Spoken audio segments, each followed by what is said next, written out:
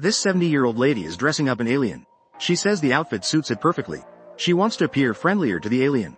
Little did she know, this warm gesture would end up saving her life. One day, a burglar broke into her house. Living alone, she suddenly heard noises upstairs. She quickly went to check. The burglar spotted her and knocked her to the floor. From miles away, the alien saw what was happening. Realizing she was in danger, its skin started changing color. Its face heated up. After dealing with the burglar, its deep blue color faded away. Not long after, police and media arrived at her house. But to their surprise, the lady was completely unharmed. And strangely, the burglar was found dead for no apparent reason. There was no way this frail old lady did it, and there was no evidence linking her to the crime. The police had no choice but to close the case. It was the first time they had encountered something so bizarre. At that moment, the lady had a realization. She quickly drove off somewhere. She knew only the alien could have done this. She hugged it, deeply grateful for saving her life. The three seniors then understood that taking in this alien by chance had made it their guardian angel. One night, a loud crash woke up Mr. Milton. Hearing the noise, he rushed to open the door. Something terrifying had happened in his backyard. A UFO had crashed into his garden. He grabbed his phone to call the police. But the police, knowing his age, didn't take him seriously. They told him to see a doctor and hung up. Milton called his daughter, but no one answered. So he went outside to check. He was shocked to find an injured alien.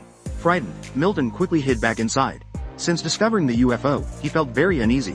The next day, Milton went to City Hall to report what happened. He told them a UFO had crashed in his garden last night. But the authorities were skeptical. They thought Milton might be showing signs of dementia. So the UFO and alien stayed at his house for 3 days. By night, the alien began to move. It lifted its head, as if pleading for help, seeing its pitiful eyes. So Milton rushed inside to grab a blanket and some water. He covered it with the blanket and placed a glass of water nearby. The next morning, the alien was gone. When Milton turned around, he saw it standing near the stairs. It seemed to be feeling better. Milton walked over to it. The alien didn't show any signs of aggression. Seeing how gentle it was, Milton invited it inside. Although the alien couldn't speak, it seemed to understand Milton's gestures. It cautiously stepped inside. Milton then brought it a glass of warm water. It took the glass and drank. Milton thought it must be hungry, so he quickly went to prepare some food for it. Not knowing what aliens might eat, Milton prepared 3 different dishes. Sure enough, it only ate the apple, ignoring the other 2 dishes. Realizing that the alien liked apples, Milton went to the store and bought a lot of them. The staff were extremely curious. Everyone knew Milton was notoriously frugal. He explained that he had an alien at home, and it only liked eating apples. The staff thought he was just being forgetful due to his age. They suggested he should see a doctor. But Milton didn't care and went back home to rest. The alien was standing there, startling him. He then gave it a tour around the house. He introduced every little detail, and gave it its own room. The alien quietly followed Milton around the house. Though it didn't respond, Milton patiently explained everything to it. He acted as if it understood. The alien's presence made Milton's life much more interesting. At least he had someone to talk to. He could share his troubles with it. Meanwhile, in a faraway place, a space agency detected a strange object crashing on Earth. They were intensifying their search for the UFO. Milton's daughter also found out about the apples. The store staff had told her everything that happened. She immediately went to see Milton. She said she'd take him to the hospital. He firmly insisted he wasn't sick. She replied that only a doctor could confirm that. Before he could answer, the phone in the room started ringing. His daughter had an urgent matter and left quickly. Milton missed his chance to prove the alien's existence to someone else. That afternoon, his best friend Sandy came by to borrow a printer. After much pleading, Milton finally let her inside. When she saw the alien, she jumped in shock. Milton explained why he was keeping the alien. At first, Sandy was scared, but she was also thrilled. This could prove there were other civilizations in the universe. She told Milton not to tell anyone about this.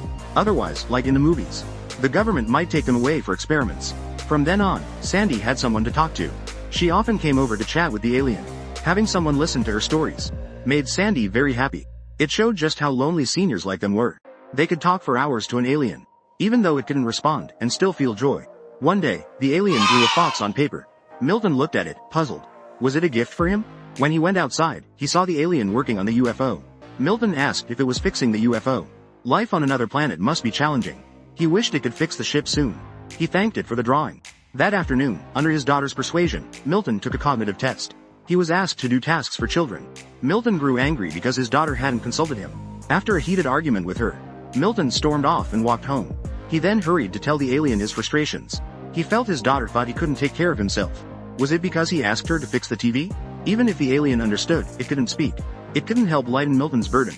Maybe it wanted to comfort him. Out of options, he called his son far away. But after 10 years of no contact, there was still some distance between them. That call only deepened Milton's gloom. This was perhaps the sadness of lonely seniors, having no one to talk to nearby. Even if they did, no one believed them. Milton and Sandy began caring for the alien, like it was their own grandchild. They bought it the best apples, got it new clothes, and even named it Jules. Meanwhile, Joyce, another elderly woman living alone, was watching the news. The news reported a satellite had fallen in her town, but its exact location had yet to be identified. She wasn't too interested until she heard that anyone providing clues would be rewarded $1,000. Joyce suddenly remembered what Milton had said, that a UFO had crashed in his backyard. That night, she snuck over to Milton's house. Sure enough, she saw him eating dinner with Jules. So she immediately rang the doorbell. Sandy saw it was Joyce, and signaled to Milton to hide Jules upstairs. Sandy cheerfully went outside to greet Joyce, trying to politely send her away. But Joyce already knew everything. Sandy had no choice but to beg Joyce to keep it a secret. Joyce curiously looked around for Jules. But just as she reached out, Milton stopped her. At that moment, Jules handed Milton a drawing. Strangely, it was the same fox. Only this time, there were 7 of them. Jules had drawn dozens of similar pictures. They speculated it was trying to communicate something. One day, Sandy received a mysterious call. The person on the other end claimed to be from the town council. He said he wanted to talk to her. She remembered how she had previously suggested sending young people to talk to lonely seniors. But no one had paid attention to her idea. So she was delighted to receive this call. Soon, a young man came to Sandy's house. She unsuspectingly invited him in. While they were talking, he asked to use the restroom. And that's how the earlier incident unfolded. Jules used its powers to save Sandy. It had been 3 years since she'd seen her children. Now, an alien cared for her so deeply, she couldn't help but feel touched. The 3 seniors soon realized that Jules wasn't just friendly, it treated them like family. That day, the 4 of them had dinner together. While talking, they noticed a strange smell. It smelled like something rotting. They went outside and found a dead cat. The marks suggested it had been run over by a car. Jules was the one who discovered it and brought it back. It seemed to want to convey some kind of message. Jules then gave them another drawing. This time, it was 6 foxes and a UFO. Later, they figured out it wasn't a fox but a cat. Since they already had one, there were 6 left to find. This meant the UFO needed 6 more cats to be repaired. As strange as it sounded, it wasn't entirely unreasonable. After understanding Jules' request, Milton called his daughter, who worked at a vet clinic. He asked if she could find some deceased cats for him. This odd request caused his daughter to misunderstand. In the end, there was no way to get the cats. Out of options, Milton and Sandy decided to search the streets. Meanwhile, the police continued investigating Sandy's case. They found the burglar's death highly unusual. 2 officers were assigned to tail Sandy. Sandy's slow driving puzzled the officers. Eventually, they stopped. The officers were stunned to see Milton and Sandy collecting dead cats. After a full day of searching, they only found 2. How would they find the remaining 4? Joyce confidently said she could handle it. The others relied on her. Sure enough, the next day, she brought 3 more. As they discussed finding the final cat, the doorbell suddenly rang. Milton sensed something was wrong and went to check. He realized they were being targeted by agents. They didn't know what to do. Luckily, the agents left when no one answered the door. But hiding wasn't a long-term solution. They needed to quickly find the final cat. To help Jules repair the UFO, Milton suggested Joyce offer her own cat. After all, the cat was old and wouldn't live much longer. Joyce was furious at the suggestion. She treated her cat like her own child. But after calming down, she reconsidered. Her cat had been sick for a long time. For it, living was a kind of suffering. After much thought, Joyce made her decision. She finally gave her cat to Jules. Jules' skin turned a deep blue. Moments later, the cat peacefully passed. They placed all 7 cats in front of the UFO. Jules covered them with a cloth. The cats fused together and transformed into a gemstone. Jules placed the gemstone into the UFO. The UFO immediately powered up. As the UFO activated, the space agency detected its exact location. They quickly dispatched agents to capture the alien. Jules' UFO was about to take off. The 3 seniors were filled with emotion. Joyce gave Jules a glass orb, hoping it would always remember this beautiful Earth. Milton didn't have time to prepare a gift, so he handed Jules his ID card, hoping it would remember his face. Sandy gave it a hand-knit sweater, and Jules wanted her to put it on. At this moment, Jules made a welcoming gesture, just like when Milton had first invited it inside.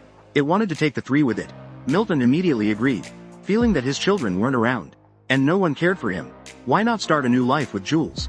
But then, the house phone started ringing. It was his daughter calling. He thought she would demand another doctor visit.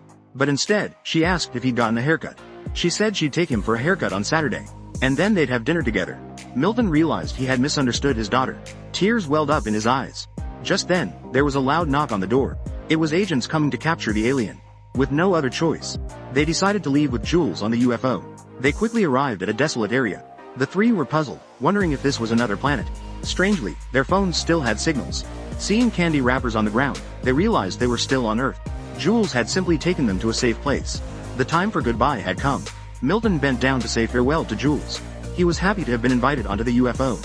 He had also wanted to see what Jules' home was like. But he had lived his whole life on Earth. There were things and people he couldn't leave behind. In the end, he decided to stay.